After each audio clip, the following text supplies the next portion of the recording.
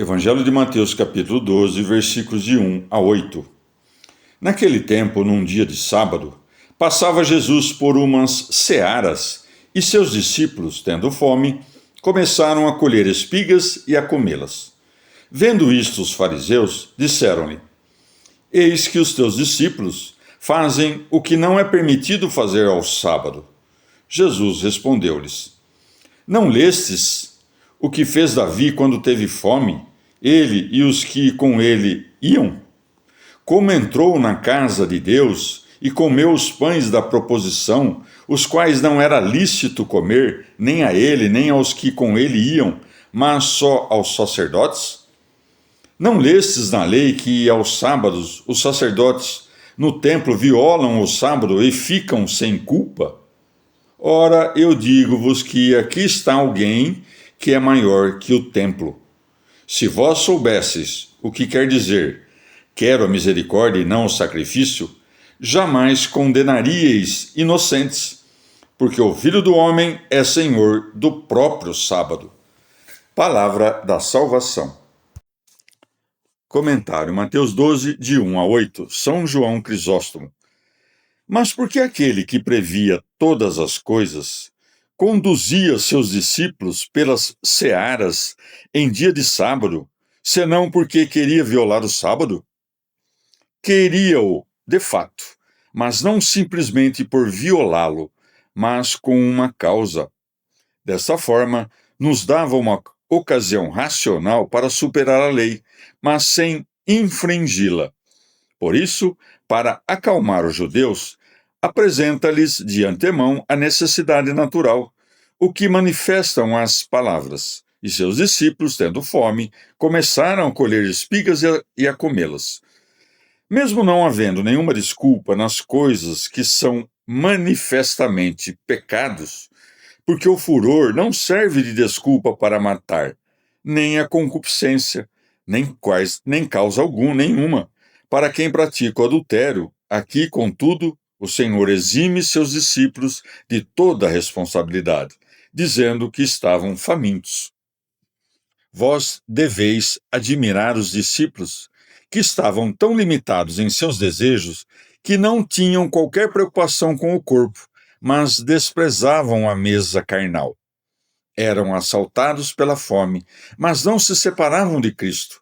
Caso a fome não os tivesse coagido com veemência, não teriam de modo algum feito o que fizeram. Veem em seguida as palavras dos fariseus. Vendo isto, os fariseus disseram-lhe: Eis que teus discípulos fazem o que não é permitido fazer ao sábado. Dá o exemplo de Davi, a fim de excusar seus discípulos, porque este gozava da glória de profeta entre os judeus. Mas eles não poderiam responder que Davi era profeta, porque nem mesmo assim lhe era lícito comer do pão consagrado, mas somente aos sacerdotes. E tanto maior era aquele que o fez, maior é a excusa dos discípulos. E mesmo Davi sendo profeta, os que o acompanhavam não eram. Mas alguém dirá: que relação tem esse exemplo com a questão de que se trata? Pois Davi não infringiu o dia de sábado. Mas aqui está a sabedoria de Cristo, que apoia sua doutrina num exemplo mais forte que a violação do sábado. Porque não é a mesma coisa infringir o dia de sábado, coisa que acontecia muitas vezes, e tocar aquela mesa sagrada, o que não era permitido.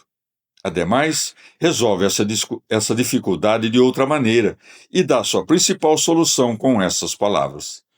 Não lestes na lei que aos sábados os sacerdotes no templo violam o sábado e ficam sem culpa? E não me digas que trazer ao assunto outro que pecou não é afastar a acusação. Uma vez que o que fez não é acusado, desculpa-se a coisa que foi feita. Mas, como se não fosse o suficiente, acrescenta o mais importante: e ficam sem culpa. Vê aqui a quantidade de provas: o lugar, isto é, o tempo, isto é, o sábado, a remissão da lei, ao dizer violar, e não simplesmente infringir. e o fato de ficar livre não só do castigo, mas de toda a culpa. Por isso disse: e ficam sem culpa. Este segundo exemplo não é semelhante ao primeiro, acerca de Davi. Tendo esse último ocorrido uma única vez, foi um caso de necessidade, praticado por Davi, que não era sacerdote. Mas este ocorre a cada sábado, por parte dos sacerdotes e sob a lei. Por conseguinte, no primeiro exemplo, os discípulos não são excusados por indulgência, mas segundo a disciplina da lei. E quem disse que os discípulos não são sacerdotes? São mais que sacerdotes. Assistia-lhes aquele que é o Senhor do templo, aquele que é a verdade, e não a figura. Por isso disse: ora, eu digo-vos que aqui está alguém que é maior que o templo.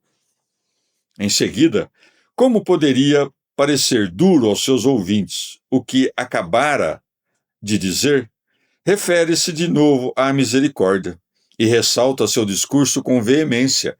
Se vós soubesses o que quer dizer, quero a misericórdia e não o sacrifício, jamais condenaríeis inocentes. Observar como, recomendando o perdão, demonstra que, na verdade, seus discípulos estão acima do perdão. Também o dissera a respeito dos sacerdotes. Alega, ademais, outra razão para demonstrar a inocência de seus discípulos, a saber, que o Filho do Homem é Senhor até do sábado.